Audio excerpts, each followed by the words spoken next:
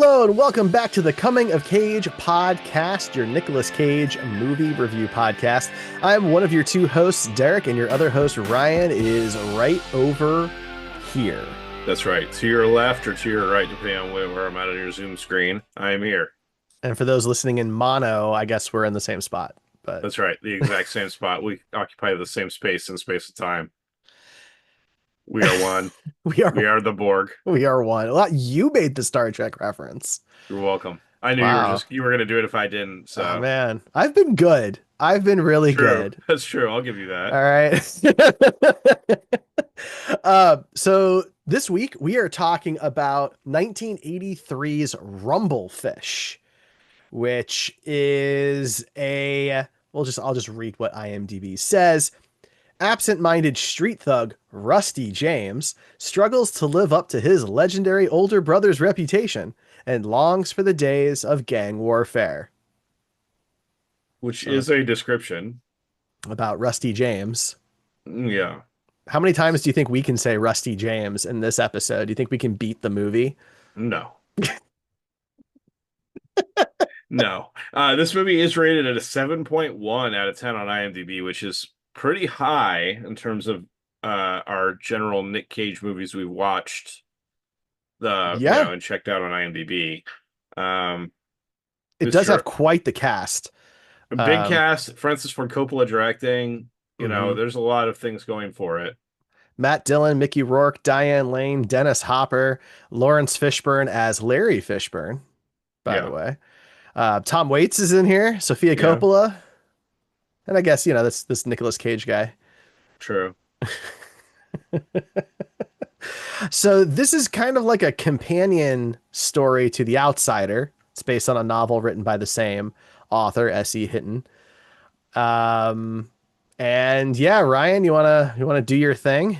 Yeah, so normally if this is your first podcast you're listening to from us, then weird starting place. I think I say that every time because there's probably better starting places in this movie. But what I usually do is go through the movie and take notes, and we kind of cover those notes, just kind of going over the plot as we believe it to be, if it has a plot, or interesting things that happen in the movie, and just kind of discuss it as we go. And I want to say straight out of the gate that I did not like this movie. I have a lot of respect for the art style and the director's choices that he made. I thought there were some interesting ideas there. The way things were shot were pretty interesting, especially for the time that this was made. Um, the use of color and black and white as it is used in the story, which we'll cover a bit, but yeah, it was interesting. I can't imagine that the 7.1 out of 10 rating is for the quality of the plot or the acting. I mean, it's considered like a real like gem of a film. People It who was, yeah, it's are in a Criterion it collection, is. and yeah, hmm Yeah, I mean, this is considered a big movie from that perspective. I think I don't know. I mean, full disclosure, I didn't really care for The Outsiders either, and maybe I just can't relate to these characters, and that's my problem. Maybe I didn't grow up anywhere like these people, and so I have no in. There's no character that I can be like, okay, that's my way into this movie. yeah, Um, that might be the issue, but it was. I mean, yeah. it was It didn't fine. resonate with me. I think that the reason it's in the Criterion collection and things like that is the cast, but also just the general art style and direction of the movie, because the plot is, I mean, barely anything. Yeah, I think that's a fair point because I mean, when you think about like who is in this movie and how good all these people are. So we have two Oscar winners in Nicolas Cage and Sofia Coppola, but there are seven others who've been nominated for an Oscar, and I listed them, as well as Diana Scarwood. So like it's a big cast, and that's gotta that had some weight, of course. It was fine. I'm not gonna say it was bad or anything, but it was fine. It's hard to say it's bad compared to some of the other movies we've seen, but I mean, at the best, the plot was very middling, Yeah. you know.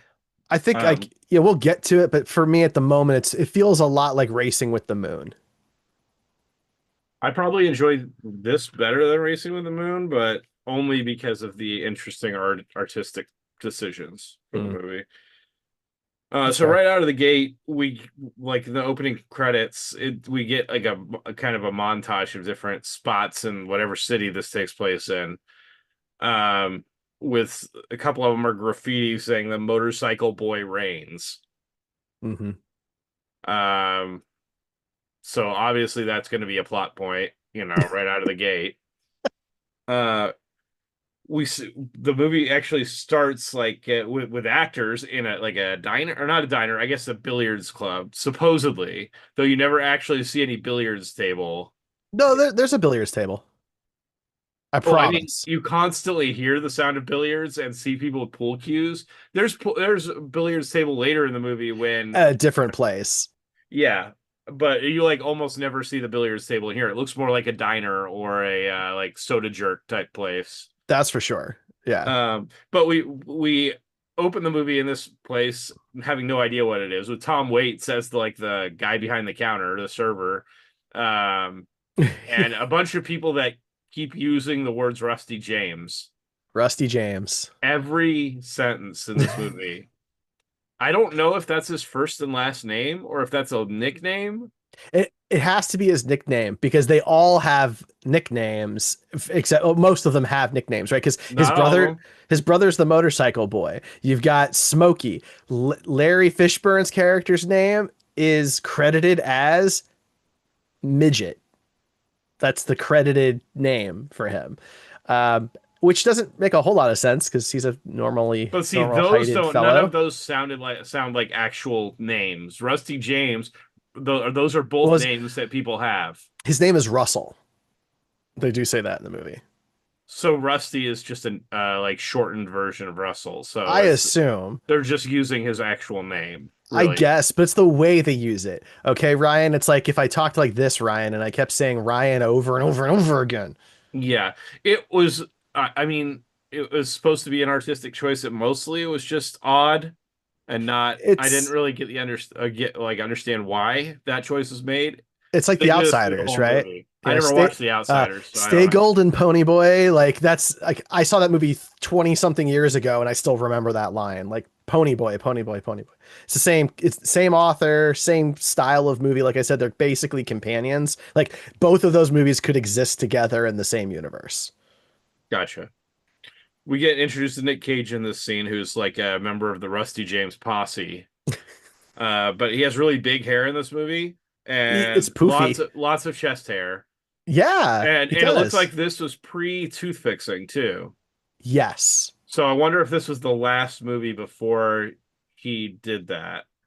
I think that's a good bet. I guess we don't know exactly when he did it, I mean, but we've seen all his movies in that time period, basically, so we should be able to narrow it down. But well, let's see. So, did he have I guess we'd have it was to fixed in Boy and Blue. right, but what about in Racing with the Moon and the Cotton Club?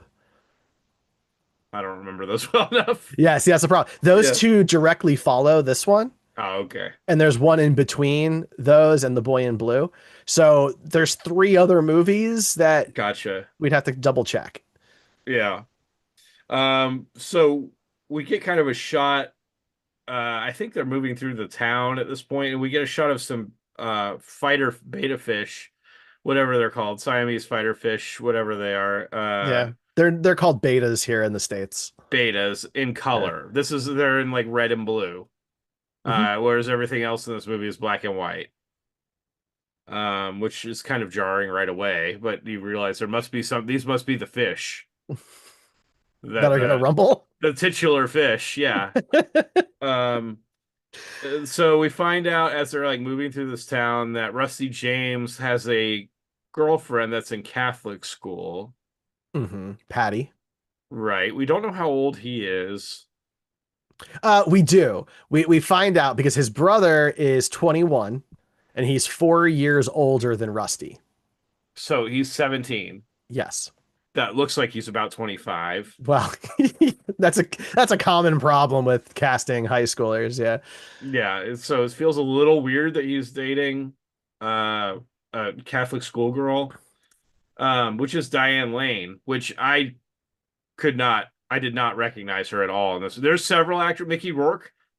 I would, if you put a Yeah. picture of him up on the screen, I would never in a million years guess that was Mickey Rourke. There Oh was yeah. like a No. couple scenes where when you could see his like facial movement, that you could kind of see it from like the nose up. Mm. That part where like the way he does, he furrows his brow or something, you could kind of see it, but no, I mean he's unrecognizable. Whereas Matt Well, Dillon looks exactly the yeah. same. That's definitely true. But like Mickey Rourke also talks so quietly, it's almost hard to pick his voice out at times. You know, he looks more like Judge Reinhold in this movie. That's who I thought it Yes. was at first, Yes. honestly. 100%. I'm with you there. Yeah. Yeah. But yeah, Matt Dillon literally looks exactly the same. The whole time I was watching this, all I could picture is him and There's Something About Mary, Interesting. which is where I know him from. Yeah, I So, mean, I guess I've seen him in a bunch of things. I don't know that there's like a movie I quote know him from, but I mean, he was in Crash, which was the big Oscar flick back in the day, '04. so I think it's important. We've kind of touched on it a little bit at this point, but there's not really a plot in this movie. It's more just like a bunch of small stories that kind of connect at the end. Um, it's Yeah, I mean, there's a lot of stuff that's just kind of there, not really to progress the story. Like all the scenes with his girlfriend, there almost none of that needed to be in the movie. It doesn't have any effect on the plot really at the end. I wonder I I walk away from this movie wondering what am I supposed to think about Rusty?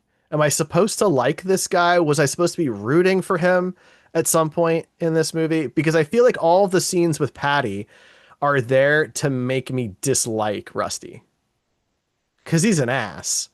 Oh, he's a jerk to her. He cheats on her.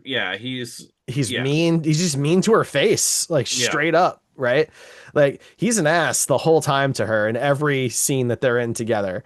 So like, I feel like maybe it's just there to give him more like rounding out his corners a bit. I don't know. But see, also, Laurence Fishburne, they could have completely removed him from the movie. It would have made no difference because his character does nothing. He's in there for a few minutes in the beginning, like as Hmm. part of the posse, but he just kind of hangs out in the back and he has a few lines, but doesn't show up again until the end of the movie, Yeah, and he I doesn't thought do he anything. no, I thought he was like a messenger for the guy that Rusty's gonna go fight because yeah, because he vanishes after that for most of the movie. Yeah, and when he's there, he doesn't really do anything. So No, they could have cut him out completely. Like a lot of the things that happen in this movie that we're going to talk about are just scenes that happen in the movie that don't actually have any effect on the movie, other than maybe character development for the main characters, and even yeah, that's not that it great. it just seems like the whole thing is Rusty's obsession with his brother. That's really what the movie's about. Yeah. So we get a scene where Rusty is goes over to his Catholic schoolgirl girlfriend's house, and they want to cuddle, but apparently the little sister, has a crush on him too, Yeah, and so they're kind of cuddling on the couch, and then the little sister is also cuddling with Rusty on the other side, and it's super weird. it was. And Especially since we just were told by Patty that he had been like gone for a while. yeah, So like, are they even dating? And what's a while? Was he gone for a year? Like they're only 17. How long has he been gone? right. Well, we find out in the opening scene that there's this fight that's supposed to be happening between Rusty and this some other dude. I don't even remember his name. Um, Yeah, but I don't either. they're supposed to be fighting, and that sometimes Rusty can be pretty flaky. We find that out from his posse, and they want to make sure he shows up because otherwise they're gonna get jumped by all these people.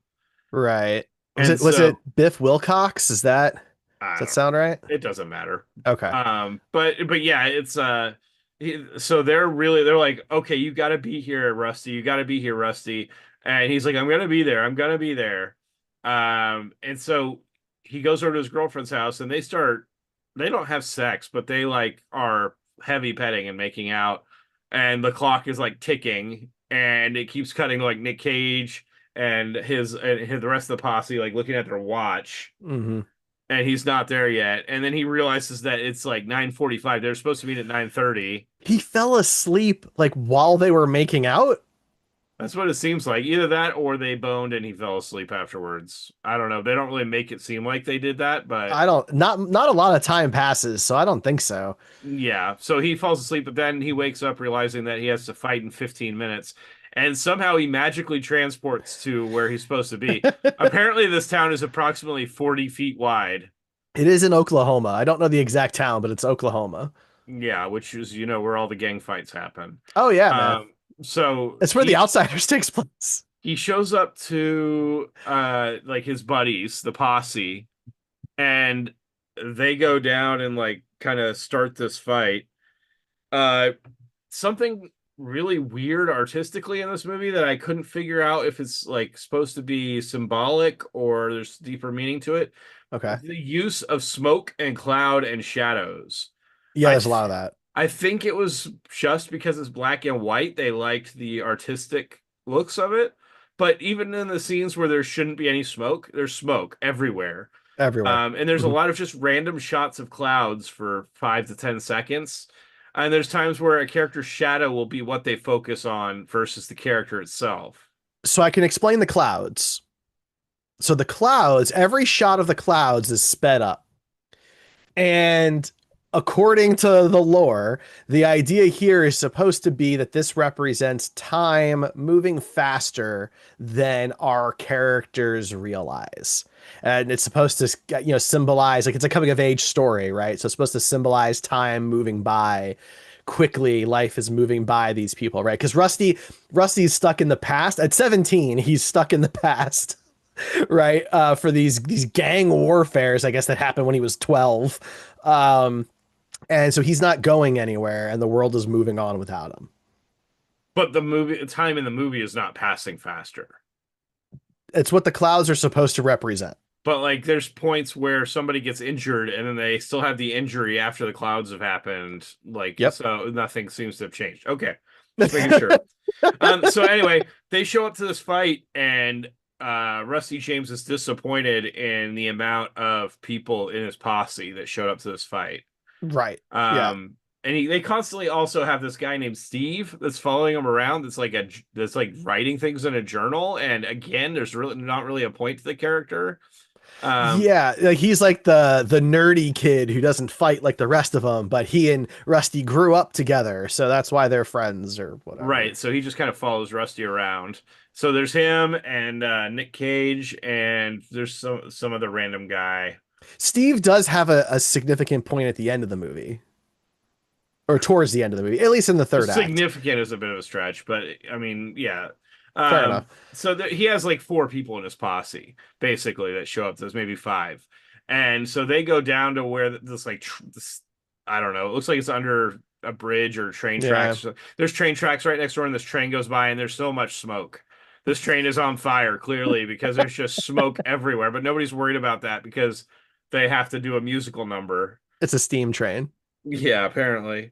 Um, so this is, I think I started to realize something seemed off to me about this whole movie, and I don't know if I made Okay. a note about it, but I think I started to realize it around this point that it seemed to me, and maybe you'll agree, maybe you won't, that the people acting in this movie were doing their acting was on a level as if they were giving a theater performance, which is much Yeah. different than a movie. In Mhm. a theater performance, you're doing more exaggerated movements and more over the top talking, and your arm movements and leg movements are much more showy Mhm. than they are. In a movie, when you're acting, you have like very subtle because the camera can come in on you and things like that. But in a theater, the camera can't move in on you, so Right. you make all your emotions very big. And I felt like that's a direction for the actors in this movie. It felt more like I was watching a musical or a theater production than a movie. Yeah, I think you're absolutely right. That is all there. Think the reason for it, this is just my analysis. This is me. I think it's to juxtapose the motorcycle boy because he is this extremely chill, calm, very quietly spoken, no big moves kind of guy. Even in the fight scene that he's in, it's all very small, basic movements. Well, He doesn't do anything. okay, we'll get into that. All right, fine. But anyway, I think the idea here is to make everybody else seem somewhat exaggerated to even draw a larger gap between them and him. Yeah, maybe. I mean, that makes sense. And to this point, the Rusty James and the other dude have this fight, and it is like the most acrobatic. Like I legitimately thought they were gonna break into a musical number. I'm a little sad they didn't, honestly. I He think that was would have like helped. swinging from pipes and Yeah. like, I mean, it was crazy. And eventually, like, they're both hitting each other, and the knife gets pulled, and then the knife is lost, and they're fighting each other. And Rusty James seems to be winning, but then a guy shows up on a motorcycle. We think we like the first inclination of this is that this is his brother because he's Right. mentioned his brother's been mentioned a bunch of times, and we've seen the stuff about the motorcycle boy Reigns or whatever the stuff said. So we have a feeling that this is his brother, and it is his brother. And so he shows up, and Rusty James hears the motorcycle and like looks up and stands up, and he's like, "Hey, brother!" waving, and the guy like takes a piece of glass and slashes his guts, and then he's like bleeding out on the ground. And so when he does this, the guy runs away, like starts to run away from the fight, and the motorcycle boy hits the gas on his motorcycle, launches it at the guy. And this is one of the subtle movements that Derek was talking about. The motorcycle does a spin, hits the guy, and he does a triple backflip in the air and lands on the ground. No, wait, hang on. The motorcycle boy barely does anything. The motorcycle itself does all of that. But he sets that in motion. Yeah, by like I don't even know how he does. He barely touches it. It It's like is, it's like a circus act. but again, it's like a theater production. Like there's no way this would happen in real life, but I But could that see this on a stage happening. but nothing else in the movie happens that ridiculous. That's not true. What else happens that reaches that level of A ridiculous? guy that's floating above his body between multiple Oh, locations. he had I an mean, out. Yeah, he because he was unconscious. He was like having an out of body experience. I mean something that not actually ridiculous at all. no, but I mean something that really happened, not like Okay. a hallucination, like a thing that actually happens in the It did movie. actually happen to him. He hallucinated. He literally like watched people have conversations. Anyway, Oh my so he god. gets gutted and gutted, but not really. Like it's clearly a slice where in another movie, like somebody's intestines would have come out a little bit.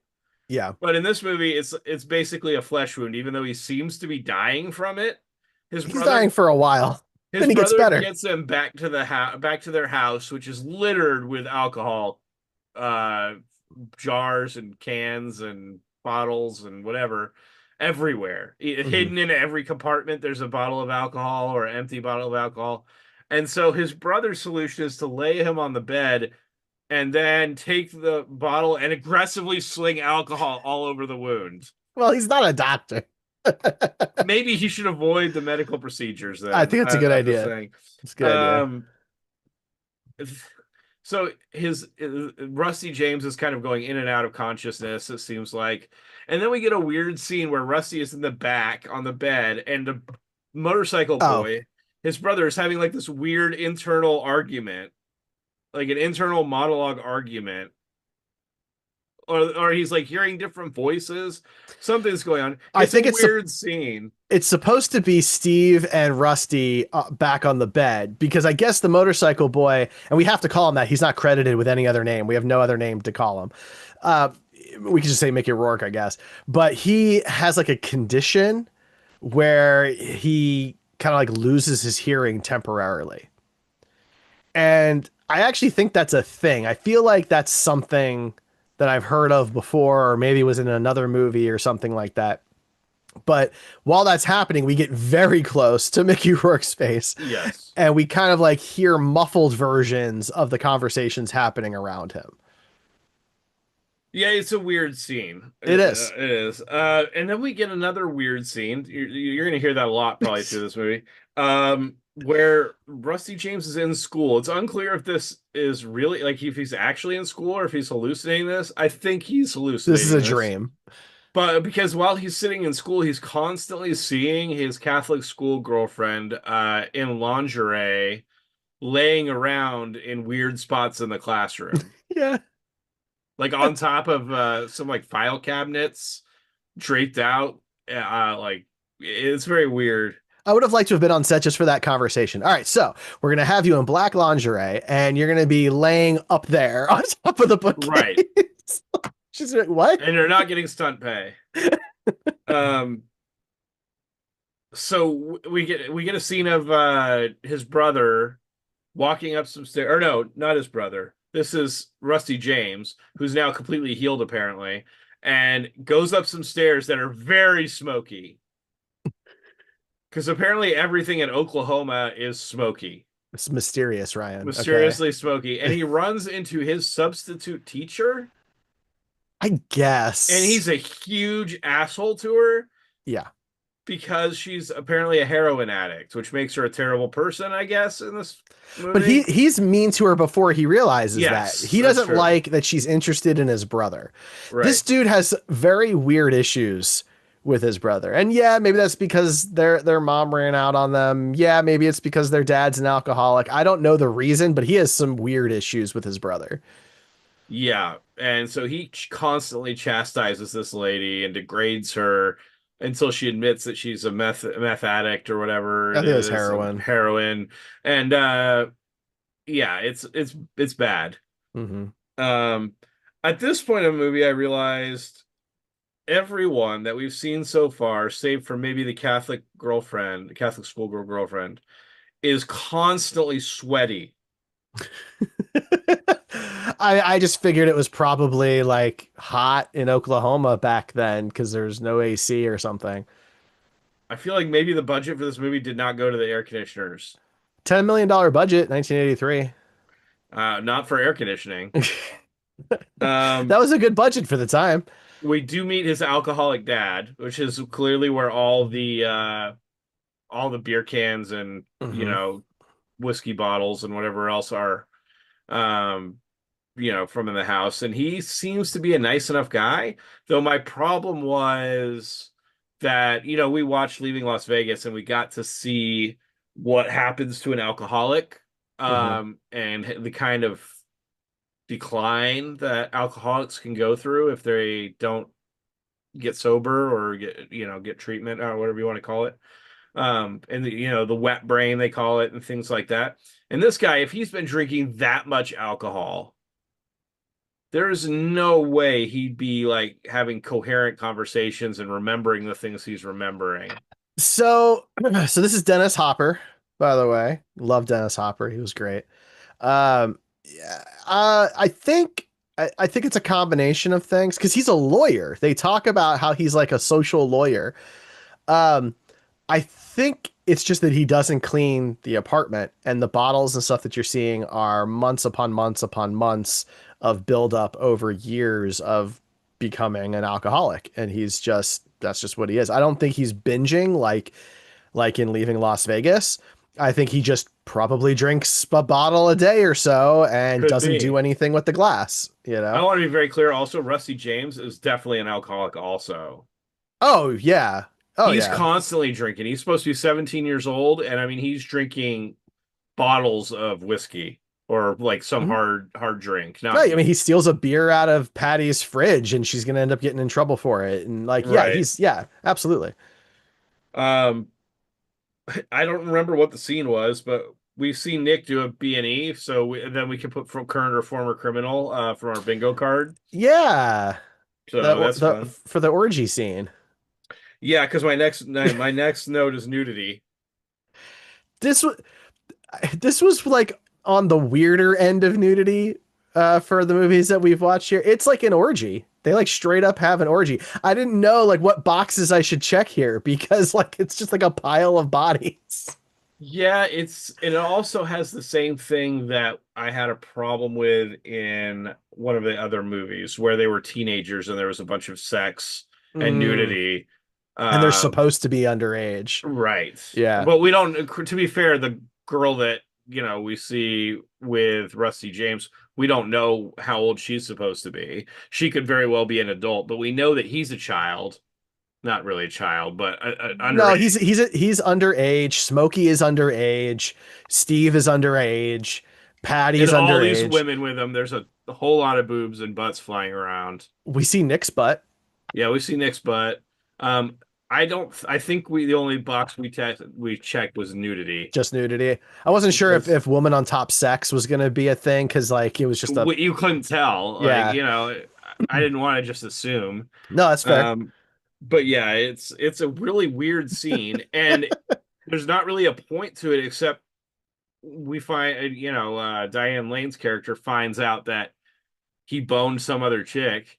Not that she's really throwing it at him, but he went out and had sex with somebody and cheated on her. I don't know if they're actually together in that way since he's disappeared for months or whatever, but she in her mind he cheated on her.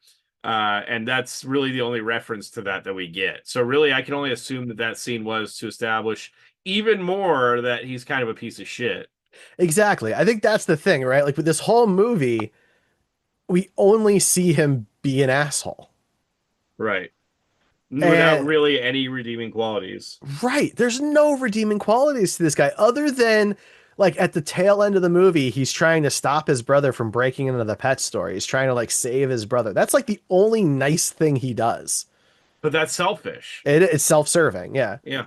Hmm. Um, so we get in the next scene we get to see him with like the I guess the principal of his school Yeah. where he gets suspended and doesn't really care. We haven't seen him in school really at all other than the hallucination sequences. So I just assumed that he was a dropout anyway. Yeah, I mean, he says he goes there because his friends go there or whatever, but it sounds like he's being expelled and sent to a different school. But he got really mad for someone who doesn't care. Yeah, exactly. And then we get a scene of him like walking up the street with his girlfriend where she finds out that where she reveals that she knows he Hmm. cheated. And it's in the middle of the day, but for some reason there's still a lot of smoke on the street. The street is smoky. And actually they get up to like to a point to where there's a corner of the street and the camera kind of you can see the edge of like a manhole or something, and it's just most of the smoke is gray, kind of like Hmm. steamy smoke. But this smoke coming out of this manhole is completely black, like something actually burning. So Interesting. I don't know what was going on there, but it was very contrast to the other smoke in the movie It does tie in though to your concept earlier about it, like it's shot kind of like a play, right? yeah Because you could use fog and smoke to on a hide stage to things. Yeah, exactly. you're Yes. right. Um,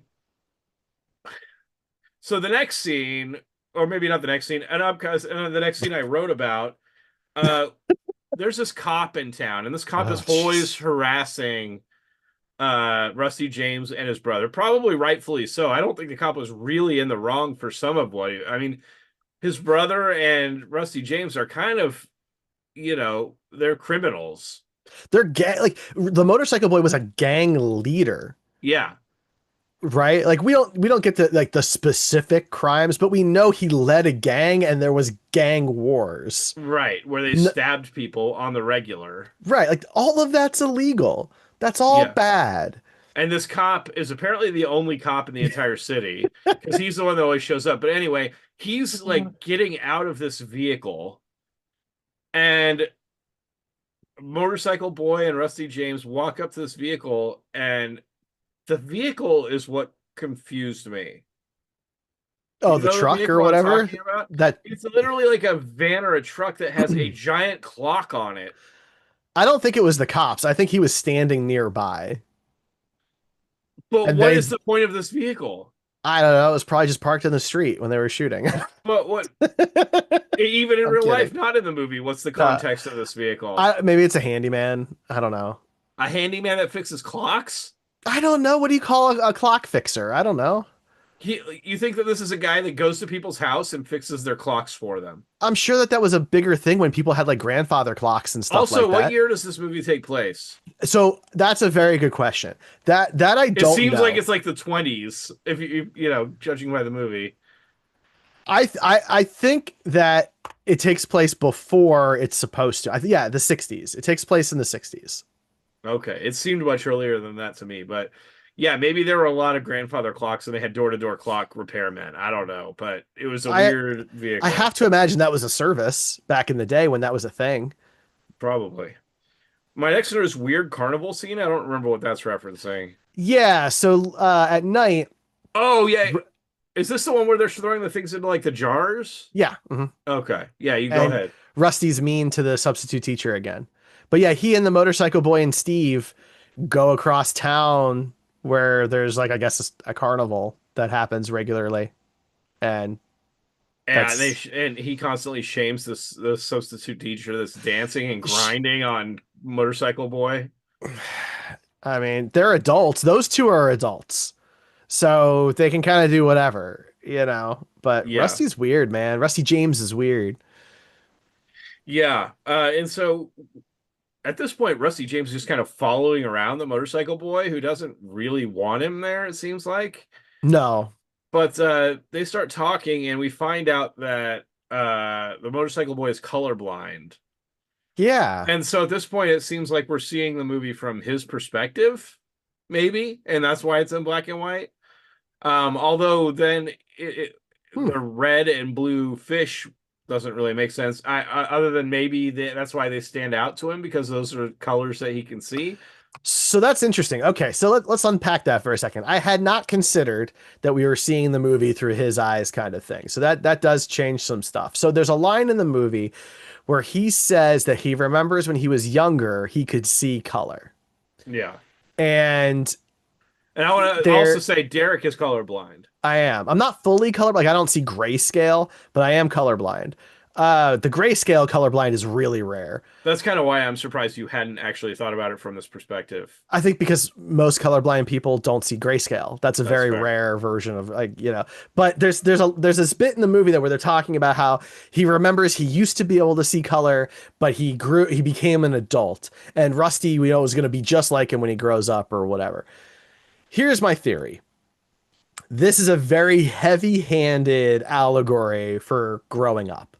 That when you become an adult, you Everything lose your becomes shades of gray. yes, you lose all your color, you lose all your play, right? You're not doing imaginary play anymore and things like that. You become this old, sad, boring person because they're talking about how he's really old at 21. 21's really old. Yeah.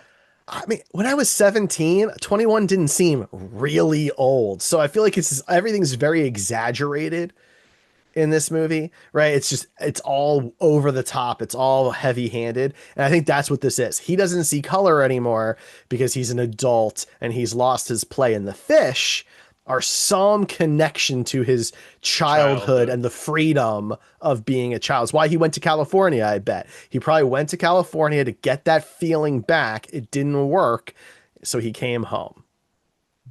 Well, that's not why he went to California. It's not? No, he went to California to go see his mom. I don't know that that's true. I think Well, that that's what story he is a tells his lie. brother. No, I know, but I think that story is a lie. That their mom left Oklahoma and went to Hollywood and is now married to a producer in Hollywood. That just feels very far fetched. And he found her in the 1960s. How did he find her? I don't know. By her name? I don't know. I think how, in the 1960s, if she was married to a producer, the odds are pretty good that she would have changed her last name to the producer's name in the 1960s, right? It's still common today. It was absolutely the case in the 1960s. I don't think that story is true. I think he's telling his brother a story. Except then at the end of the movie, he tells his brother to go there and find his mother. No, he says to follow the river to the ocean. They're in Oklahoma. That river is going to the Gulf. That's true. Um, yeah, so my next note is that mom is alive, at least according Theoretically. to the motorcycle boy. They end up walking through the streets, and I don't know why it stood out to me, but it was just a bunch of random people in the street, as you would have. But then there's this one random military police guy, and you know that because he's wearing a military uniform and has a helmet on that says MP. I missed that. I didn't remember that.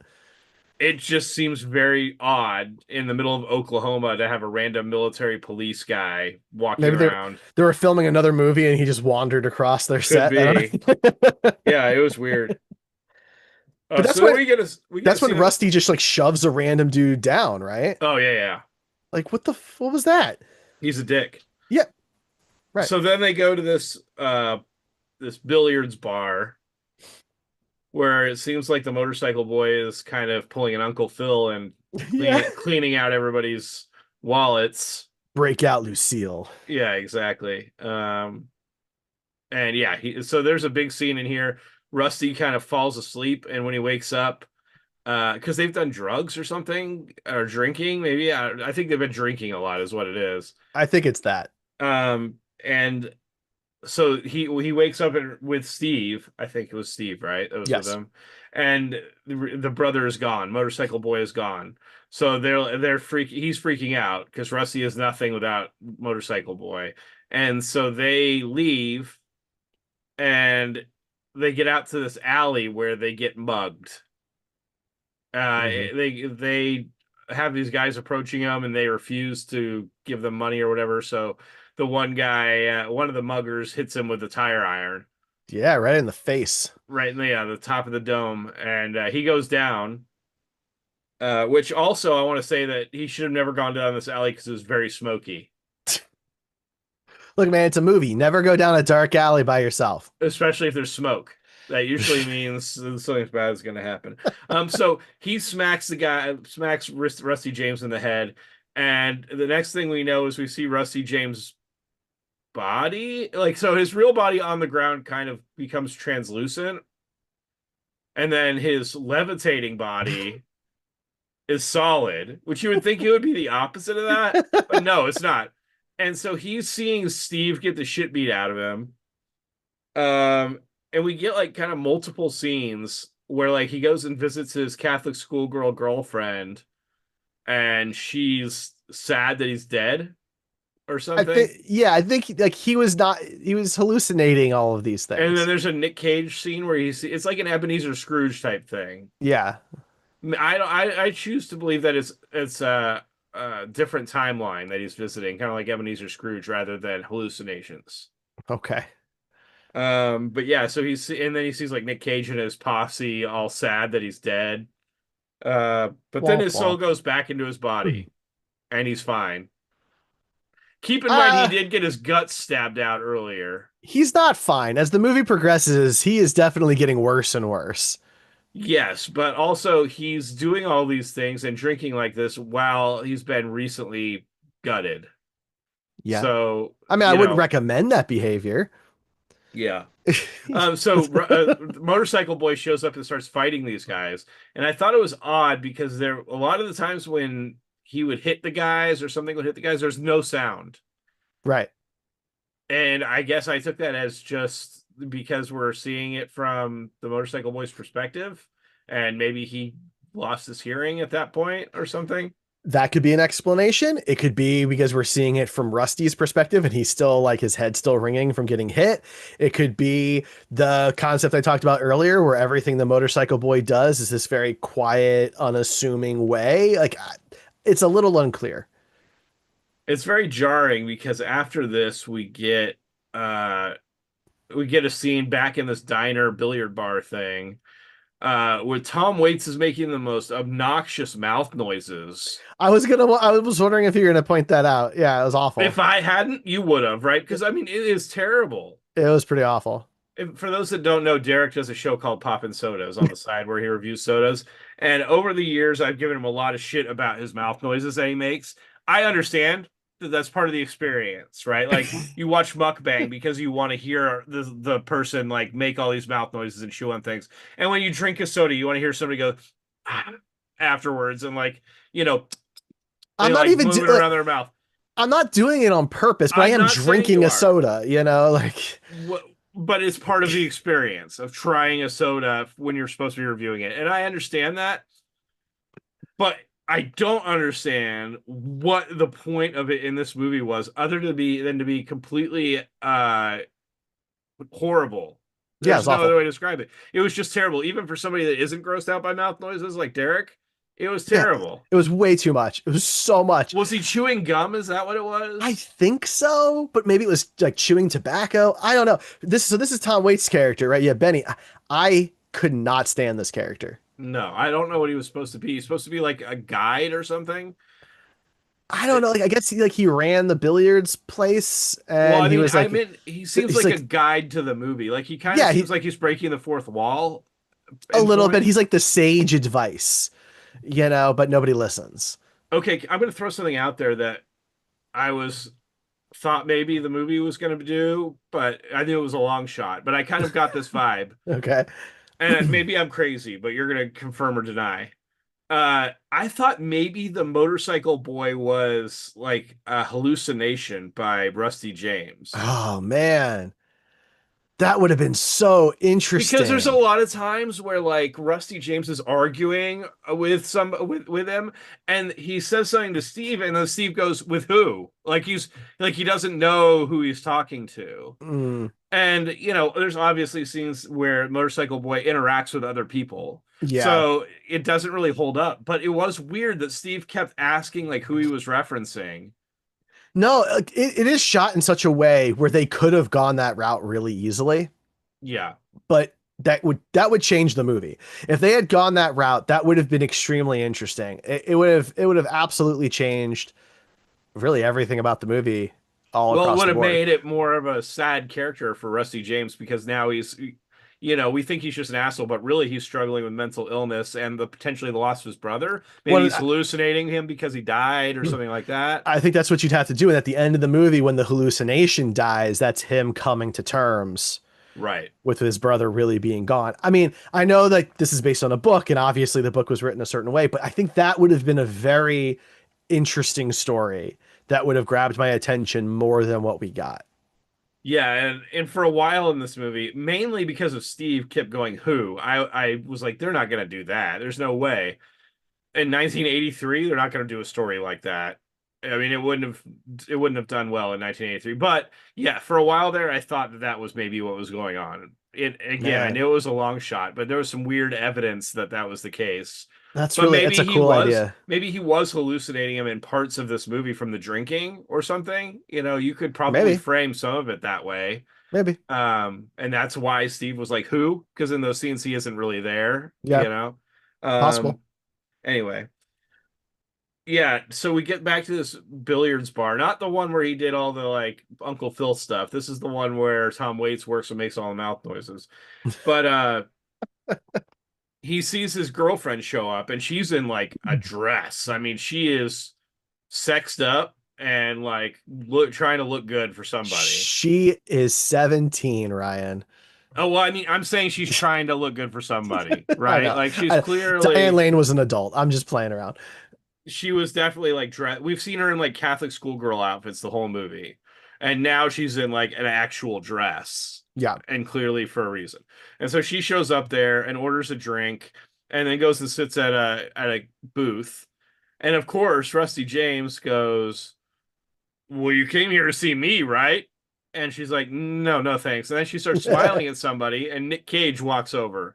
He has Smoky. Mr. Steel Yo Girl has showed up and done what his name implies, Steel Yo Girl.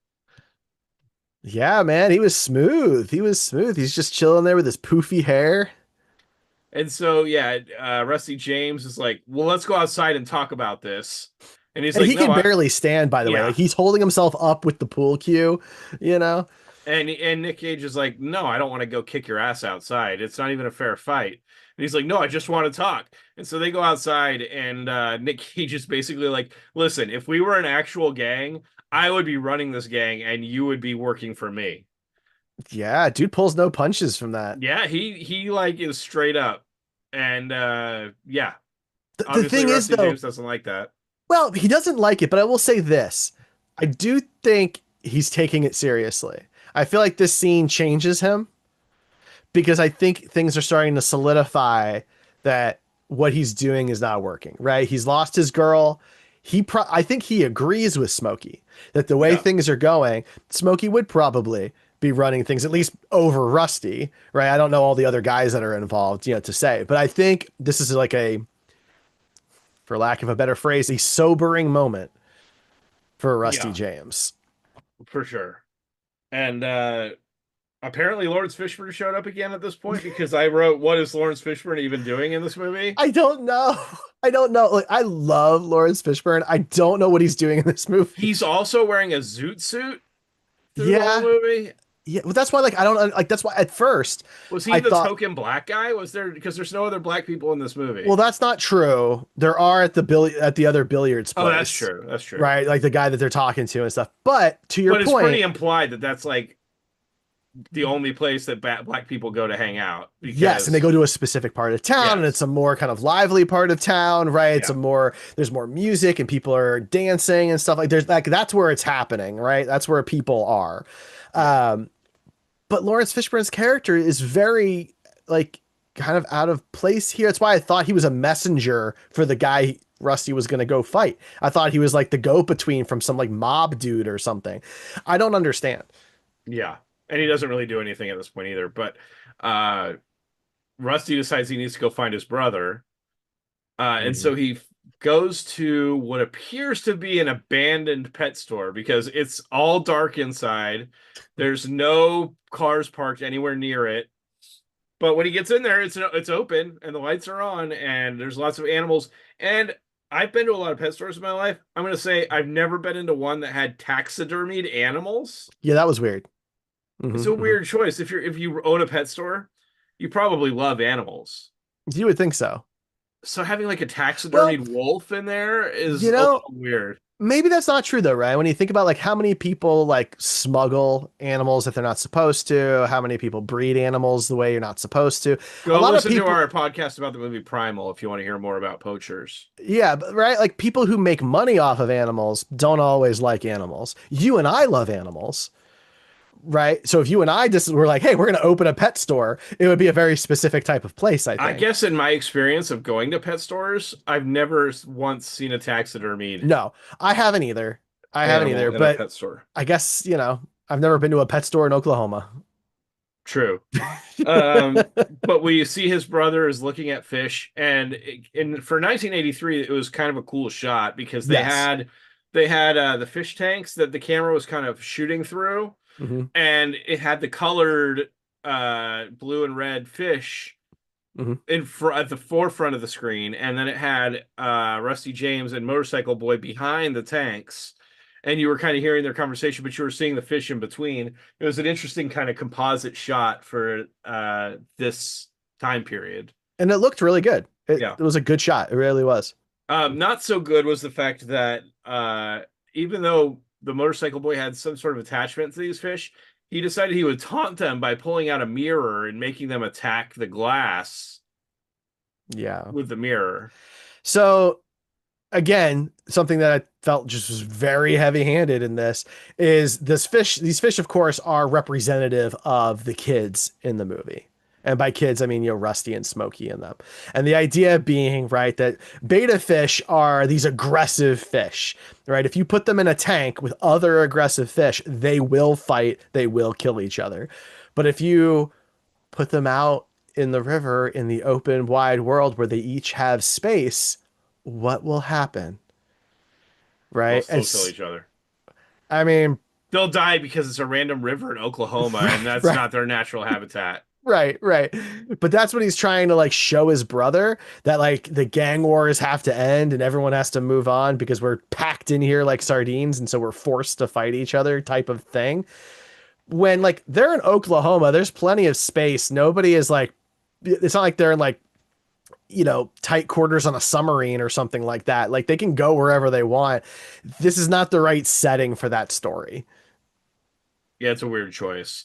But his brother throughout this whole scene keeps talking about how they deserve to be in the river. They need to Yeah. be in the river. He keeps bringing us up. It's kind of a weird tone shift from his brother. He kind of seems kind of singularly focused and distant at this point, whereas Hmm. he's throughout the whole movie, he's been more kind of chill and nonchalant. Now he seems like something's going on with him, and he's more focused on the specific thing and a little haunted even. Um, but Hmm. he go they hang out outside the pet store, so the cop is in the pet store and kind of scares him away, I guess. And Well, because the pet store owner thinks they're gonna rob the place, which yeah, in the moment when that scene is happening, I'm like, based on what? But obviously I was wrong. clearly they've been casing the like it seems like they've been casing the place or whatever. But anyway, they go out the pet store and just kind of hang out outside around Across the the pet street. store Yeah, until it's dark. there's nobody else there. It's a deserted street. They're just sitting across the street, like the most conspicuous freaking Yeah. idiots. And I will say I thought it was funny because it seemed like the pet store was more well lit at night when it's closed than it was when it's open from the street anyway, because literally it looks completely dim and there's no cars parked anywhere near it during the day, and then at night That's all the funny. lights are on. But yeah, anyway, Maybe that first shot was really like a reshoot or something, and it was like a it Sunday might have been. afternoon and the place was closed. It might have been. So then his brother steals a motorcycle. Yeah, just steals some dude's motorcycle. Like, That's what your name is, Motorcycle Boy does. doesn't he have his own? Yeah, but he Like, launched it at that guy oh, earlier. It's right, still getting right, repaired. right. Um, so yeah, they ride around for a little bit, and then they go back to the pet store to break in.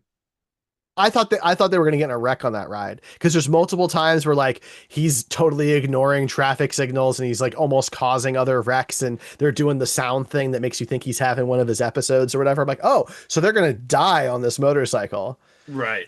but no. And so at this point, you find out they go back to go steal the fish, right? That's what his brother wants to do. At this point, for me, I was thinking, how is he going to transport all those fish? Because it looks like there's like 15 or 20 fish when they're in there earlier. I'm going, how is he going to transport all these fish on this motorcycle? Is he going to like individually bag them all, like when you buy a fish, and then he's going to go take them on the motorcycle in a backpack or something?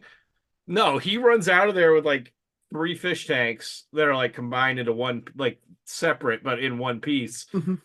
He doesn't get all the fish. No, he There's no just way. gets the three betas that we see in the shot. Yeah, That's all he and gets after he he lets out like some guinea pigs and birds. yes, and the brother runs out with them and gets on the motorcycle and rides away. And Rusty James is left in the building and kind of chases after his brother. Before they do this, they're also releasing this poor pet store owner. They're like just letting the birds loose in the pet store, the rabbits, dogs, like they It's just let also a bunch of animals loose. it's so dumb. Like, who do they think like did it?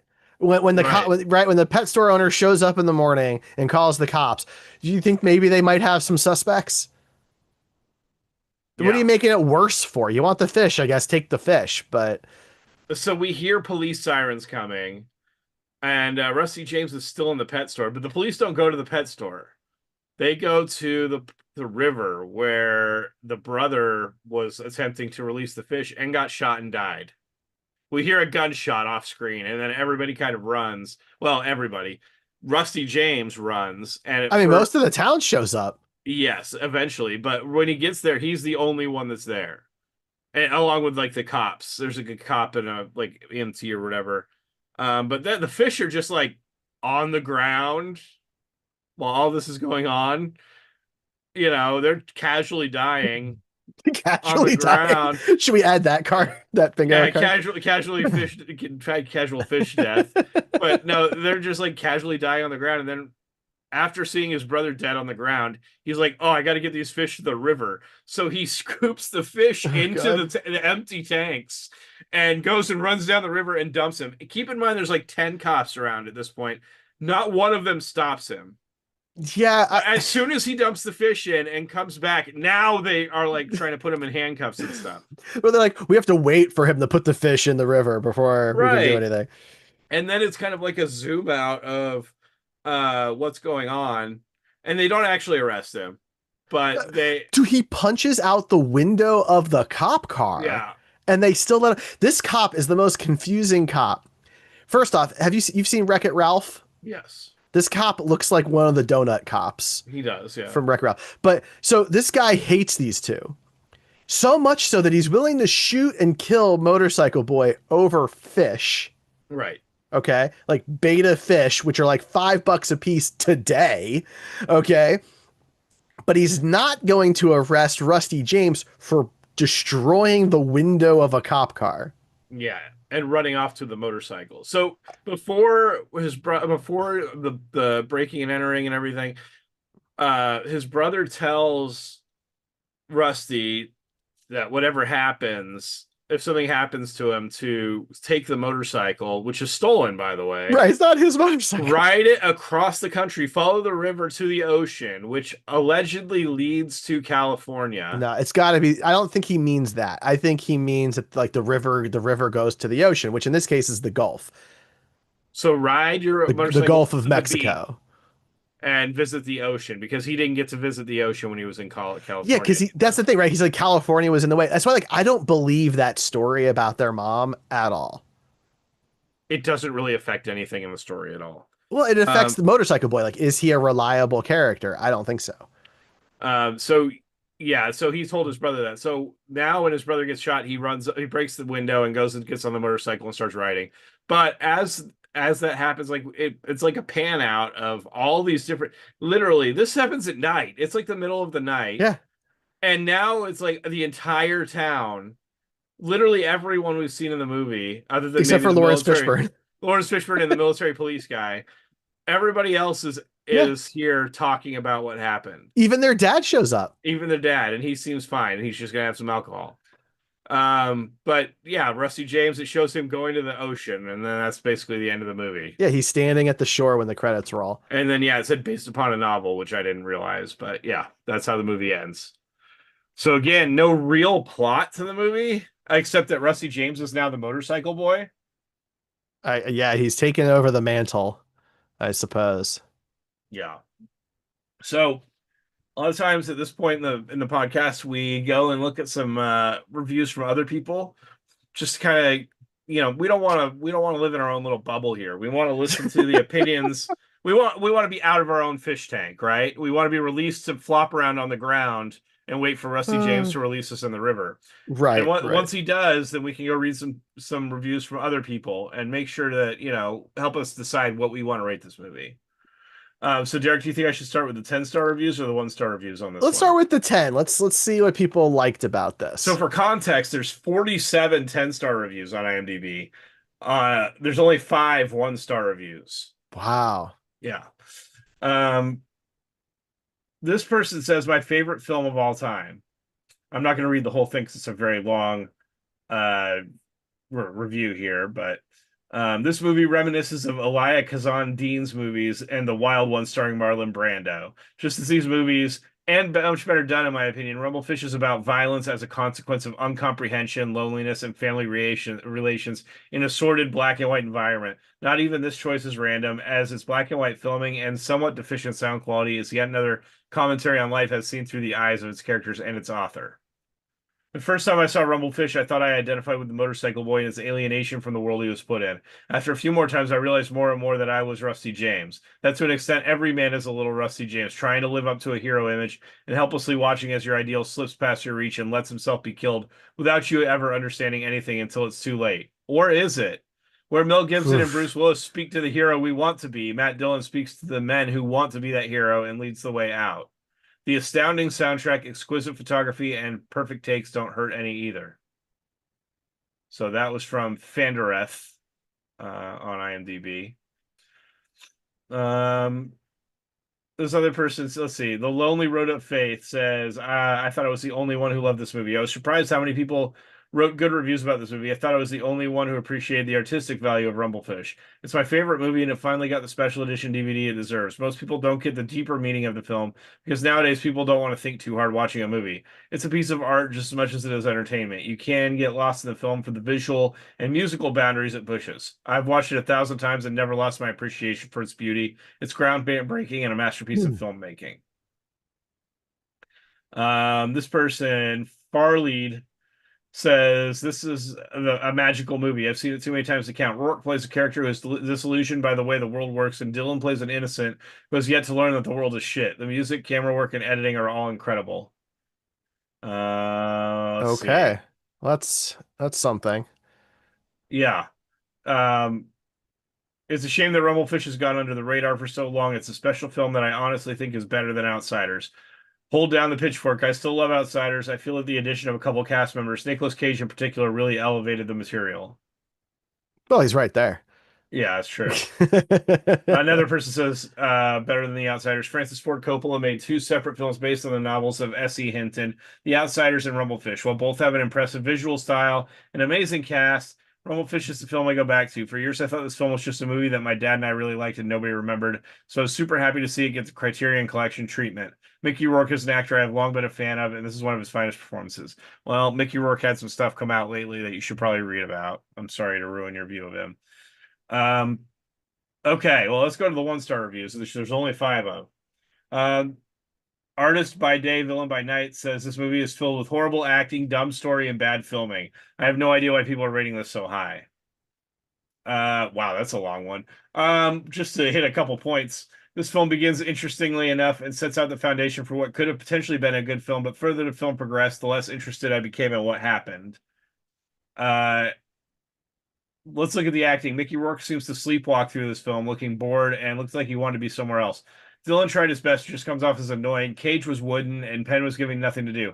Hopper probably fared the best, but his character was so thinly written that no one would care anyway. At one point, Rusty has an out-of-body experience which added nothing to the film other than an increased runtime. I agree with that. The film also seemed to meander and wander without really making any sort of a point. Just when you think it can't get any worse, the film ends in possibly one of the most stupid of ways. The motorcycle boy steals some fish from a pet store and intends to set them free. However, the police catch up with him and shoot him and kill him when he tries to run off. Why would they shoot and kill him? Because he's armed with some fish. Then his kid brother takes hold of the fish and places them in the river, and then the police let him go. All of this is stupid beyond words. Okay. Yeah. This explains Matt Dillon's lack of career. This is garbage. Typical 1980s horrible acting. You have to seriously question why so many reviews say the acting is amazing. The dialogue is nonsensical, people just saying things because they think it sounds cool, but not because it makes any sense to say. Ridiculously stupid scenes like a kid with his abdomen sliced open, and nobody holds pressure on it or even considers putting a bandage on it. I guess FFC thought you were stupid enough to go for that, but the fact is you were, according to the ratings. That is why in 2020 people are more likely to know Matt Dillon was a marshal in Gunsmoke than a terrible actor who never did anything of note. There are no spoilers here because there's nothing to spoil. It was already spoiled before you watched it. Most of them are pretty much like that. So we don't really need to go too deep into it anymore. All Very right. jarring difference in the reviews there. So now it's our turn. We have to rate our movie. We have our Cage-O-meter, which you can find at comingofcage.com, though it does lag our episodes a bit. I update them, every so many episodes. So that way, you can listen here and find out. But we have a 20-point scale. One is low, 20 is high on both overall quality of the movie and overall caginess of our Nicolas Cage. So let's start with quality like we usually do. Um, I mean, the movie is fine. There are some cool aspects to it, like the way some of those scenes are shot, like with the fish and stuff. And it does have a very, very good cast, but it's a very meandering movie, right? It just doesn't seem to really go anywhere at times. It's there's very little plot if there is one. So I don't want to be too kind to it, but I'm also looking at some of the other movies that we've rated over the years, and I don't want it to be below some of these. So I'm thinking like maybe a 10. Okay. That is a score. It's a little high. I was going to go higher than that. Really? Okay. I think in terms of the quality of the movie, it's fairly average, right? Which I generally say is going to be between an 8 and a 12. But I Okay. think because of the artistic parts, like the movie is a piece of art. Whether I like that piece of art or not, it's subjective, but it is a piece of art, and Hmm. I agree with a lot of the people saying that the visual style is really important to the movie, and I think some of the way things were shot were interesting, and the way they used lighting and things like that. I was going to go with an 11 on this movie because I thought Oh, okay. I think it was on the higher end of the average Nick Cage movie. You made it sound like we were gonna be way off from each other. No, not that So far off. okay, all right. Well, it So sounded like you wanted to go lower. So that's I thought about it, but I was looking at what else I gave like an 8 and a 9 and stuff. And I was like, well, it's certainly better than those. So I felt like a 10 was fair. yeah, fair So enough. all right, so caginess. This is, again, it's always hard when he's not a main character. And he's Certainly, also just not cagey at all. no, he's really not. So I was just gonna say a 1. Yeah, I think that's fair. He just Okay. doesn't really get any chances to be cagey. And even in his, like, he has a couple of scenes. He's got the one kind of big scene with Rusty James, but he's not cagey. He's very serious and he's straightforward, and it's a good I conversation. don't think And he had really developed his cagey style by this point. I don't So, think so either. yeah, it's not surprising. All right, well, that gives it a 10 and a half on quality and a 1 on caginess, which just puts it in the high quality, low cage quadrant, so to speak. Nice. So again, you can go to comingofcage.com to a link with our interactive cageometer. You can go check that out and see how we feel about all of these movies, because this is our 78th Nicolas Cage flick That's right. that we've done. So it'll be on there in a little bit. So you can go check out the rest of them there. Now we have to see which movie joins the Wheel O Cage. So when we pick a movie, we have our Wheel O Cage that we spin and it picks the movie for us. And when we talk about a film, we have to remove it from the wheel and replace it with something else. So joining the wheel and replacing Rumblefish is Running with the Devil. So Running with the Devil joins the wheel. It can now be picked. You can go to comingofcage.com and watch our Wheel O Cage spin on your social media app of choice to find out which Nicolas Cage movie we're going to be talking about next time on the show. And don't forget, we also do Cage O Bingo. We talk about it, throughout the episode a little bit, but whole segment on Cage O Bingo where we play custom Nicolas Cage themed bingo as we watch these movies. Ryan, anything else for Rumblefish? Rusty James. Rusty James. All right. Thanks for listening, everybody. You can find us at comingofcage.com on your podcast app of choice, or you can watch us on the Derrico Studios YouTube channel. I'm Derek. That's Ryan. We'll see you next time.